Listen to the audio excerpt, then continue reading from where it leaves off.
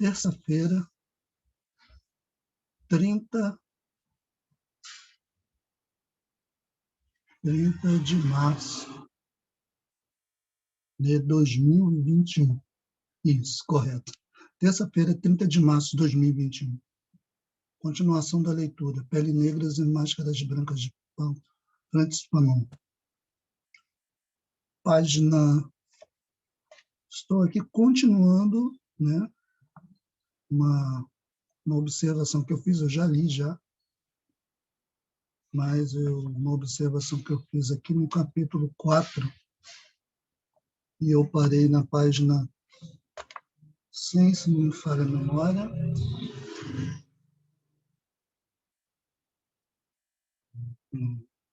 Não foi na página 100, não. Não foi na página 100, foi na página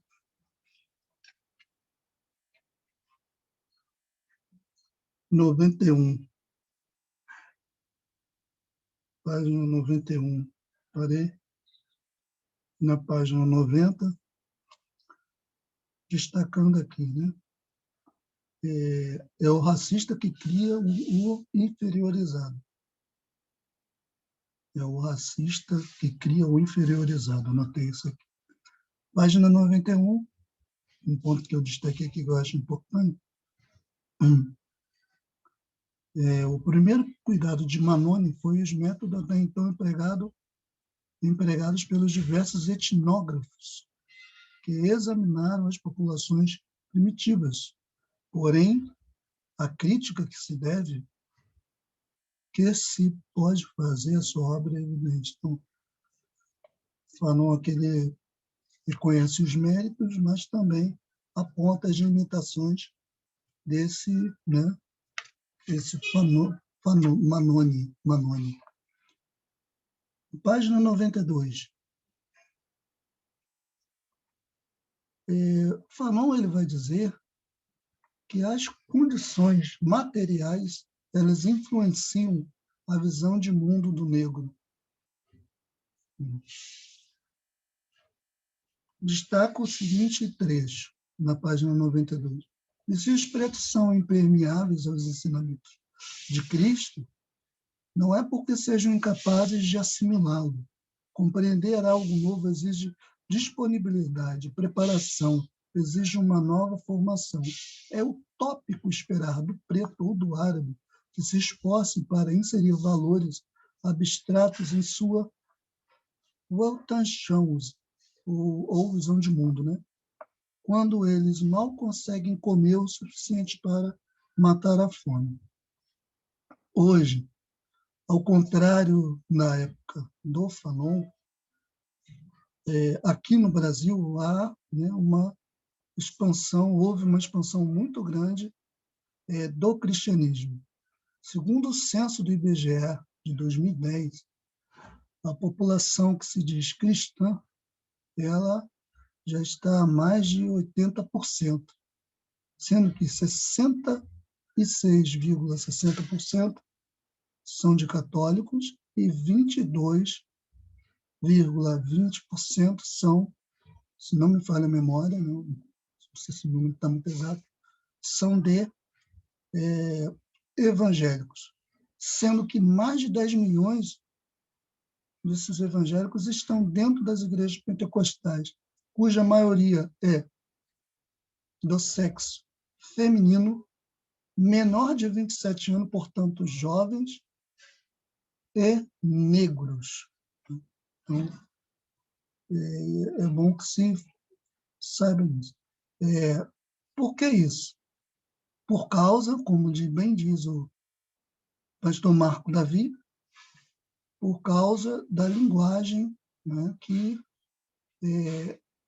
é um atrativo para as massas populares, uma liturgia que se aproxima à realidade, né, ao cotidiano das massas populares também, né? Na página 93, ainda falando sobre Manoni, eu destaco esse ponto aqui de Fanon. Todo mundo já o disse, para o negro, a alteridade não é o alto negro, é o branco. Então, para o negro colonizado, o objetivo dele é ser humano, ser igual ao branco, porque ser branco significa atingir um status de reconhecimento, uma ascensão social.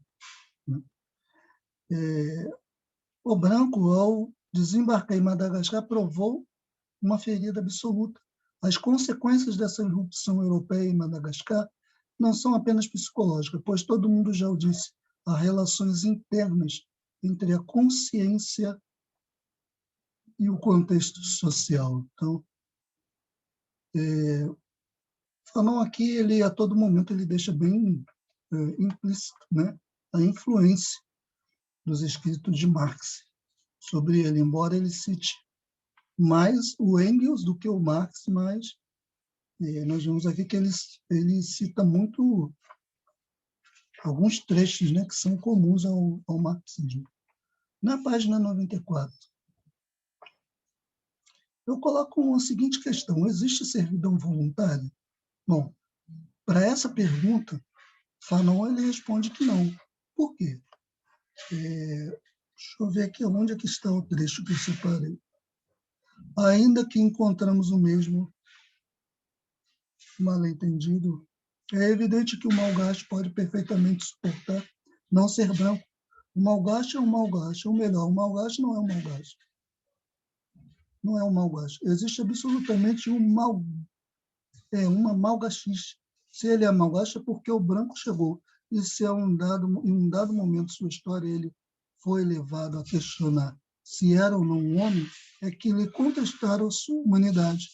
Em outras palavras, começa a sofrer por não ser branco, na medida em que o homem branco me impõe uma discriminação, faz de mim colonizado, me extirpa qualquer valor, qualquer originalidade. Pretende que seja um parasita no mundo, que é preciso que eu acompanhe o mais rapidamente possível o mundo branco, que sou uma besta fera, que o meu povo e eu somos esterco ambulante, repugnante, fornecedor de cana macia e de algodão sedoso, que não tenho nada a fazer no mundo. Eu tentarei simplesmente fazer-me branco, isto é, obrigarei o branco a reconhecer minha humanidade, mas nos dirá Malone: vocês não têm potencial, pois existe dentro de vocês um complexo de dependência. Nem todos os povos estão aptos a ser colonizados, só estão aqueles que sentem a sua necessidade. Então, Fanon está rebatendo esse pressuposto de que as pessoas elas se sujeitam a determinada situação pura e simplesmente porque elas querem. Fanon ele está combatendo isso. Ele vem nisso aqui, nessa premissa, uma falsidade tremenda. Então, me lembra aquele texto de Thierry Boene, chamado Servidão Voluntária. Ainda não li, mas vou procurar ler, né? Que já o título em si, ele oferece algo a ser refutado. Será que existe mesmo servidão voluntária? Será que os africanos eles se sujeitaram de livre e espontânea vontade à escravidão, ao domínio colonizador? Na página 95,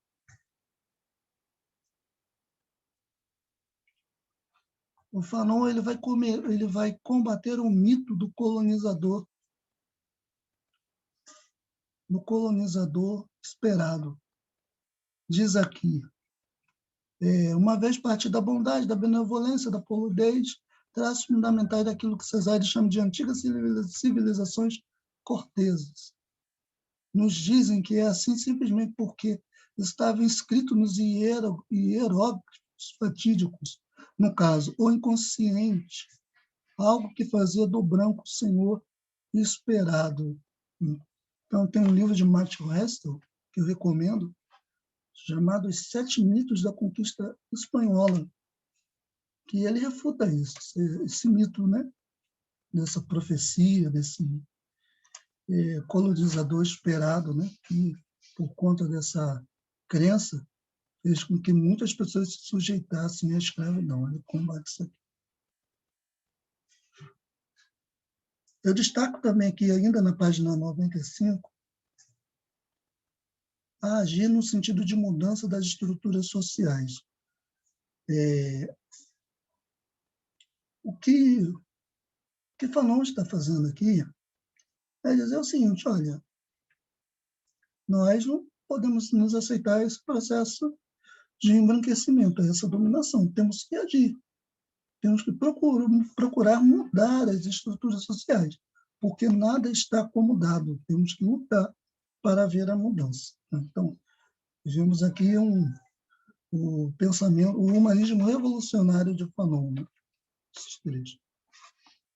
Na página 96, eu destaquei a respeito da verdadeira origem do conflito, isso é, as estruturas sociais. O que o Fanon ele diz? Olha, o racismo, toda forma de dominação, ele surge de estruturas sociais. Então, isso é a origem do conflito. A origem do conflito, aí uma coisa que podemos transpor para os nossos dias, que não existe a chamada conciliação de classes. O que existe são as lutas, o conflito, né? A peleja entre um grupo que quer se manter na hegemonia e um outro grupo que quer o mínimo de dignidade possível, que são as classes subalternas, a classe trabalhadora, que não quer ser mais subalternizada, né? Agora, página 96, eu não tenho nada na página 97, que ele está falando aqui que o Manoni, ele como exemplo para defender seu pensamento, ele cita os 7 sonhos, né? Em que nesses sonhos o negro, que nesses sonhos geralmente aparece o negro, mas ele dá uma interpretação totalmente diferente e Fanon ele vai refutar essa interpretação de Manoni, que diz que esse sonho aí é um sonho que aponta para uma subalternidade, né, lá no subconsciente do negro. Fanon ele vai refutar esses sonhos, ele vai dizer, olha, se o negro ele sonha com outro negro e que ele está com medo do outro negro, é por conta do processo de colonização, é por conta que o colonizador conseguiu jogar aquele negro contra aquele outro negro. No livro de Fanon ele cita muito uma questão regional, né? Os negros de uma certa região da África contra outros negros de uma outra região, né? Um se achando mais próximo ao branco do que o outro, né? Há cerca de 10 anos ficam surpreendidos ao descobrir que os africanos do norte detestavam os homens do corpo. Olha o que ele fala aqui na página 98. Era-nos realmente impossível entrar em contato com os nativos. Deixamos a África como um destino à França, sem ter compreendido a razão dessa animosidade. Que absurdo, né? Então, é muito comum ver um policial negro oprimindo, né, um morador de favela que é negro. Isso daí não é pura e simplesmente a responsabilidade desse policial negro, mas também pelo sistema de dominação, né? O que nós vemos aqui, eu anotei aqui, na página 98, nós vemos negros contra negros. E eu fiz uma anotação, um filme que nos mostra isso sobre o Hotel Ruanda, depois vocês pesquisem, né? O Hotel Ruanda ali mostra ali, né, o caso de 2 etnias, né, existentes na África, que um era contra o outro, né? Um filme bastante interessante. Se vocês forem ver aquele filme ali, estudarem mais detidamente, vocês vão ver isso. Página 99. Página 100. É preciso dizer que certos momentos o social é mais importante que o individual. Veja, o racismo é algo para ser combatido na sociedade. Se existe indivíduos racistas, é porque existe uma sociedade racista. Se há, dentro de igrejas evangélicas, um indivíduo racista, é porque, com certeza, há, há indivíduos, há uma estrutura, uma instituição cuja estrutura é racista. É bom que se saiba isso. O complexo de inferioridade e o complexo de Próspero de Manoni. Manoni, ele diz o seguinte, olha, existe o complexo de inferioridade que faz com que o colonizado ele aceite a colonização sem questionar, ele naturaliza, e existe o complexo do próspero, que é o do colonizador. O colonizador ele tem esse instinto, né? Esse complexo, esse instinto de querer dominar, faz parte da natureza, né? É o que o Manoni ele diz aqui. Se, página 101, se acrescentarmos que muitos europeus vão para as colônias porque lhes é possível enriquecer um pouco tempo, salvo em raras exceções. O colono é um comerciante, ou melhor, um traficante. Teremos compreendido a psicologia do homem que provoca o autônomo, o sentimento de inferioridade. Quanto ao complexo de dependência, malgaste, pelo menos, sob a única forma que nos é acessível e analisável. Ele também provém da chegada na ilha dos colonizadores brancos.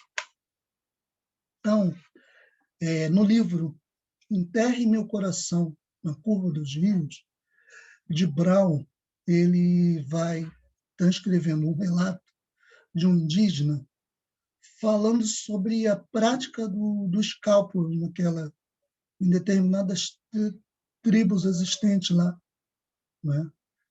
No que viria a ser a Nova Inglaterra ou os Estados Unidos, né? Os índios que habitavam naquela região que foi perto ali do Mississippi. O de Brown ele vai falar que aquelas tribos elas vão adotar o costume de fazer o escalpo, arrancar o couro da cabeça, por conta do colonizador, que foi uma prática introduzida pelo colonizador. Né? Então, é o colonizador que coloca essas coisas. Terminei o capítulo 4, né? Aí estou no capítulo 5, a experiência que eu parei no 101. Agora o capítulo 5, página 103, experiência vivida do negro. Nesta sessão, Fanon ele vai se colocar como negro, vai contar um pouco da experiência dele, o caso de racismo que ele sofreu, ele conta a história que ele está num transporte público e uma criança branca olha para ele e fica assustada com ele porque ele é negro. Mamãe, o negro, olha o negro ali, ele vai me pegar, coisa e tal. E a mãe fala, não, ele é negro, mas ele é gente boa, ele é negro, mas ele tem uma cultura, tem uma educação, coisa e tal. Então, ele vai citar esses casos, né? Então, ele vai contar essa experiência dele. Aos olhos do branco, na página 104, aos olhos do branco,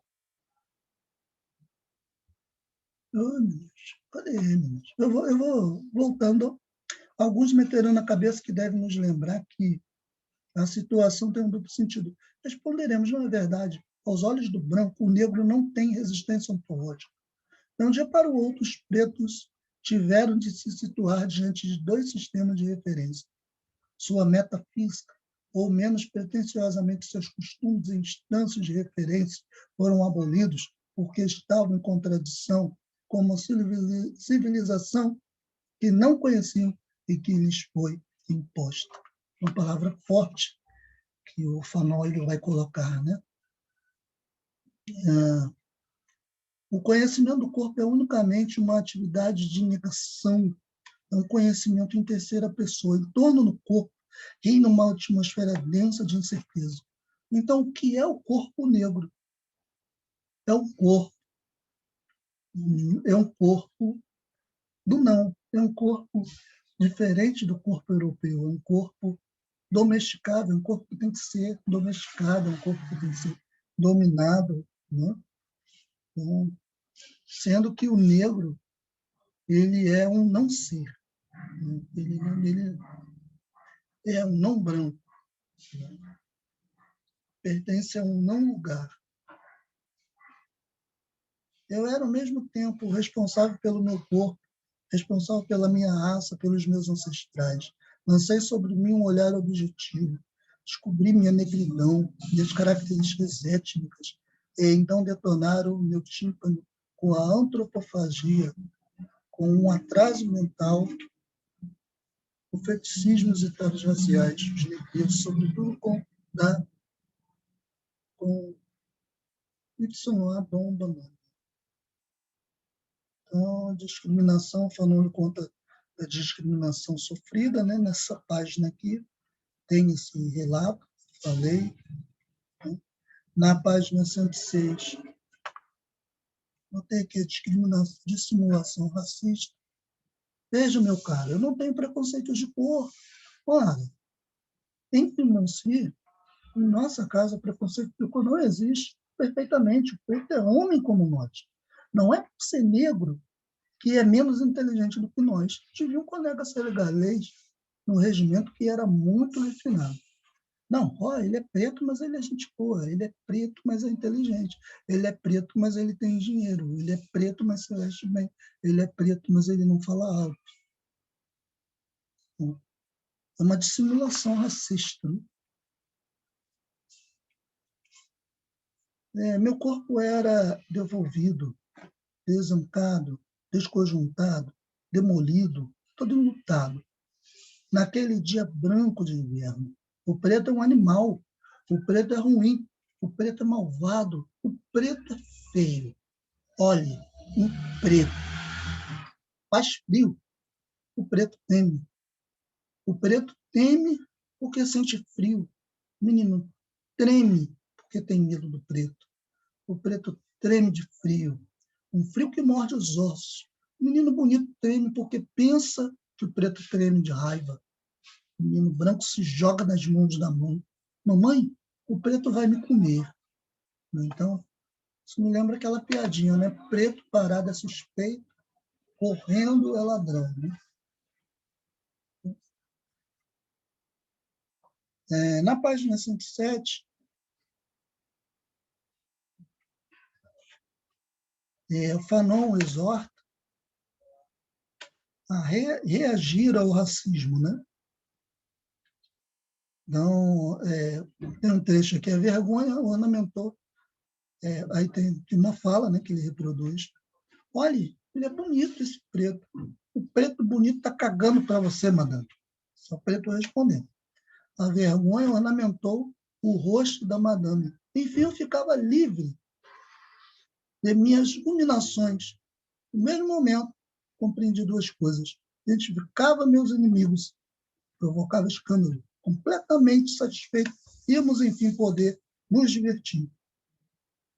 Tendo o campo de batalha sido delimitado, entrei na luta.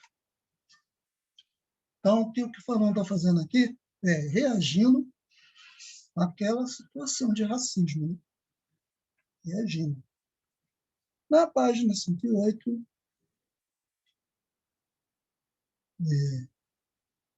aqui na página 108, logo no primeiro parágrafo da página 108, Fanon ele vai dizer que ele vai ter uma experiência de uma afirmação de sua negritude no livro Movimento Negro Evangélico, Mover do Espírito Santo.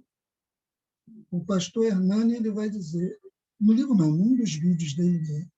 O pastor Hernani Francisco ele vai mencionar, né, no momento que ele teve ali um batismo em sua negritude, ele mergulhou, ele emergiu em sua negritude, ele se percebeu como um negro, como diz aqui Fanon, eu decidi me afirmar como negro. Ele cita Sartre, porque Sartre ele fala sobre, ele tem uma obra que ele fala sobre o preconceito dos judeus. Mas só que é o seguinte, o Fanon, ele aqui, ele está falando, não, o judeu ele é o seguinte, o judeu, se ele falar que ele não é judeu, ele passa batida onde ele chegar. Com Cumas ele fala, né? sobre a questão de que o judeu ele não é raça, ele não é uma raça. O judeu é religião, e não é uma raça, é uma religião. Só que racializaram a religião do judeu, do judaico, para, com isso, né, fazerem ali um componente discriminatório. Mas o judeu, existe o caso dos judeus Ashkenazi, por exemplo, os judeus loiros, tem os judeus berberes, os judeus negros. Então, o judeu é uma raça. A grande questão é que o judeu, onde ele chegar, se ele não disser que ele é judeu, ele passa batido, mas o negro não. O negro, conforme Kamen Benguele Muganga, não sei se ele está reproduzindo Sartre, né? O Sartre falou, ele é embarreirado pela geografia do corpo. Né? O negro está na cara e na pele que ele é um negro. Né? Na página 108, o Fanon vai dizer isso. Na página 109, né? Anotei aqui uma coisa que eu achei interessante. Chegue mais. Quero lhe apresentar o meu colega negro, Almeida Cesário, homem negro, professor da universidade. Maria Anderson, a maior cantora negra, Dr. Cobb, o descobridor dos glóbulos brancos, é um negro. Ei, cumprimente aqui meu amigo martinicano, mas cuidado, ele é muito suscetível. Eu achei engraçado, né? Essa coisa. O professor negro, a cantora negra. Eu falei sobre isso no livro. Página 109. Aqui, o Fanon ele está falando uma coisa que eu acho muito interessante. Que diz o seguinte, o negro ele não pode errar. Era o professor negro, o médico negro. Eu que começava a fraquejar, tremia o menor alarme. Sabia, por exemplo, que um médico negro, se um médico negro cometesse um erro, era o seu fim. E os dos outros que o seguiram. Na verdade, o que se pode esperar de um médico preto? Desde que tudo corresse bem, punha-no nas nuvens. Mas, atenção, nada de bobagens, por preço nenhum. O médico negro não saberá jamais a que ponto sua posição está próxima do descrédito. Repito, eu estava murado. Nem minhas atitudes polidas, nem os meus conhecimentos literários, nem meu domínio da teoria dos quanta obtinham um indulto. Então, o que ele está falando? O negro ele não pode errar, porque o negro é cobrado. O negro é cobrado 2 vezes mais que um branco. No caso do Joaquim Barbosa, né? Que ele mesmo conta a história dele, das dificuldades que ele passou. Será que se fosse um branco ele teria tanta dificuldade como ele teve para ter essa formação? O caso do goleiro do episódio da Copa chamado Maracanãs. Né? Maracanãs. Acho que é Barbosa o nome dele. Ele, por ser negro, a carreira dele acabou. Né? A carreira dele acabou. Inclusive, teve um treinador, acho que foi o... Não, o Zagallo não foi, não. Aquele outro. Esse nome daquele outro. Depois eu pergunto. Ele disse que o Barbosa, né, foi lá conversar com os jogadores, ele não quis receber o Barbosa para que o Barbosa, né, o goleiro do Maracanã, da Copa de 54, se não me vale a memória, não viesse a dar azar para o pessoal da Copa da década de 1990. Né? Então, a carreira dele praticamente acabou por conta de um erro. Né? Aquele jogo que teve no Brasil versus Uruguai, né? Então, o negro ele pode acertar 1000, mas se ele errar uma, acabou a carreira dele. A exigência sempre é maior para o negro. Né? Eu reclamava, página 109 ainda. Exigia explicações. Suavemente, como se fala a minha criança. Explicaram que era a opinião de algumas pessoas, apenas, acrescentando que era preciso esperar seu rápido desaparecimento. E que estávamos tratando do preconceito do corpo. Então, existe uma coisa, né, de querer naturalizar o preconceito de cor, falando, não, isso aí é um caso isolado, algumas pessoas. não é todo mundo, isso não representa a instituição, né? É só uma pessoa que teve uma fala infeliz, mas é assim mesmo, mas isso vai acabar. É uma questão de educação, com o tempo ela aprende, né? Pois é, página 110.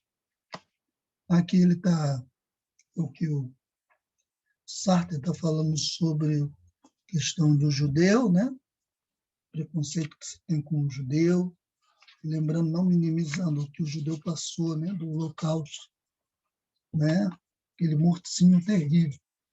Mas, como eu disse, o negro não tem como passar batidão. Onde o negro estiver, a cor da pele vai denunciar que ele é um negro. Mesmo ele se portando como um branco, ele é um negro, ele sempre será um negro. Foi assim com André Rebouças, né? Que ao sair aqui do Brasil para ir para os Estados Unidos, não encontrou um restaurante sequer para ele almoçar e nem um hotel para ele dormir. Por quê? Porque ele era um negro, né? Então, não nos enganemos. Racismo é racismo em qualquer lugar aonde a pessoa esteja. Até a próxima. Fui.